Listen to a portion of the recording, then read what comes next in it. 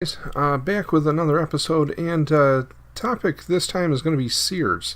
So I'm on Reuter's website, and I'll post a link to this in the description.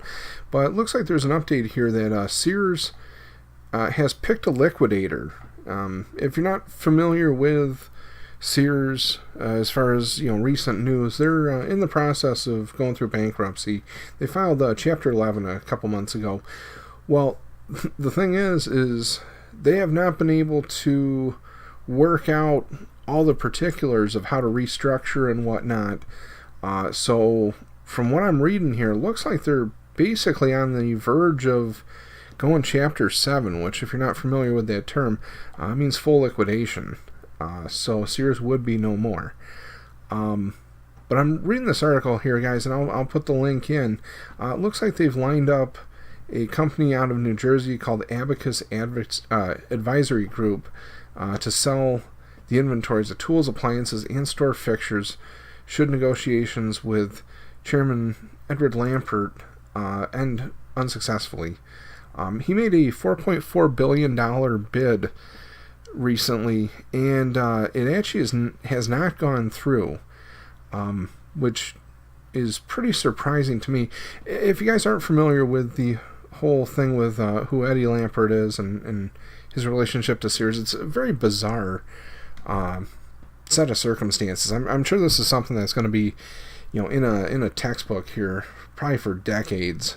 Kind of like the old if you ever took a business class and they talked about International Harvester, that's something that's been in the textbooks for probably 30, 40 years. I'm not even sure. I don't really understand the ins and outs of it. I'm kind of really fuzzy on how this is actually legal. But somehow Eddie Lampert runs his own hedge fund, right? He's an investor. He buys up companies. He runs a fund called ESL Investments. And somehow, at some point here, he bought into Sears, and he became both the chairman and the CEO of Sears. And so it's really odd because he runs his investment company and he runs Sears. And his investment company is, I believe, the biggest creditor to Sears. So in this bankruptcy thing, they basically have the most money on the line. But I'm not sure how this is not a conflict of interest. And that's where this is just really bizarre. But somehow he can be the head of Sears and the head of his investment company that is very heavily invested. I mean, billions of dollars invested in Sears. And somehow he can make decisions that negatively affect Sears. They benefit his investment company. And everybody just seems to go along with this. I mean, over the years he's spun off. There was some retail stuff that happened. I remember created this other company called Seritage, and they became I guess Sears, I think, sold all their real estate to Seritage, and then turned around and now rents the property and leases the property from them. A very bizarre thing. I'm really not sure how that works, but anyway, things aren't looking too good here, guys. Looks like Sears is, if they're going under, put about 68,000 people out of work. And honestly, I can't say that I'm surprised here. I don't know the last time you went to Sears, but my wife and I went a couple months ago. I think we went back in August. Our local Sears was closing. I want to say they closed by the end of August, and we went. I think it was about the first week of August. We went to the mall, and they were one of the anchor stores at the mall.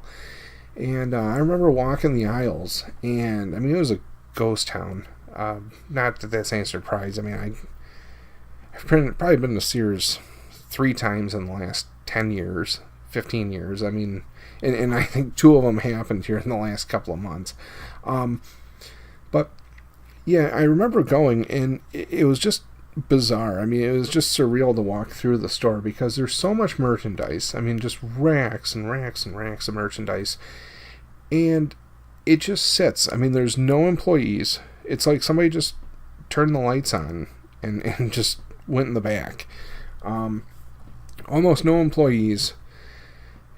Just what feels like miles of racks of clothing and stuff. And you look at the price tags and it's like, this stuff it's just horribly overpriced. I mean, their sale prices were like more than what Walmart charges every day. I remember we went through it actually as they were doing the liquidation sale for that location. They were closing the store. I remember all the signs were handwritten. You couldn't find anybody, not that you really needed any help, but there was just nobody around. And I remember there was a rack of clothes that had a sign that actually said 7% off. Like, they actually took the time to make a sign for 7% off. But even the stuff that was, 40% off, I mean, the prices were still higher than what you would pay at most other places. It was insane.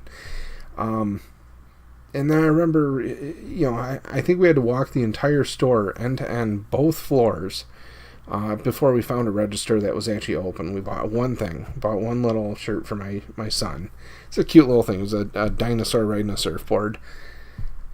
Be honest, never saw it anywhere else. So we went ahead and jumped on that opportunity. But other than that, I mean, there was just nothing there. I don't know if you're familiar, but Sears spun off Craftsman, a couple of years ago.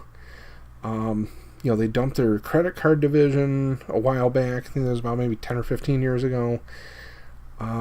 Just all these weird things that, it just feels like the company has been just mined for anything of value. And at this point, what's left is just absolutely dead, just a shell. And, anyway, it's very bizarre, guys. I'm curious to see what you have to say in the comments here. Of course, please leave a comment. Let me know what you think. I'd like to do a full video here on Sears at some point. Don't know when. But it's just such a bizarre situation, and this, the circumstances of it are just so complex. So I would like to do a properly researched video here at some point. But that's all I have for you tonight. So please check out that link if you're interested in seeing what's going on. But things are not looking good. I think Sears is going to be closing here any minute. So I think that's all for tonight, and I will see you in the next one.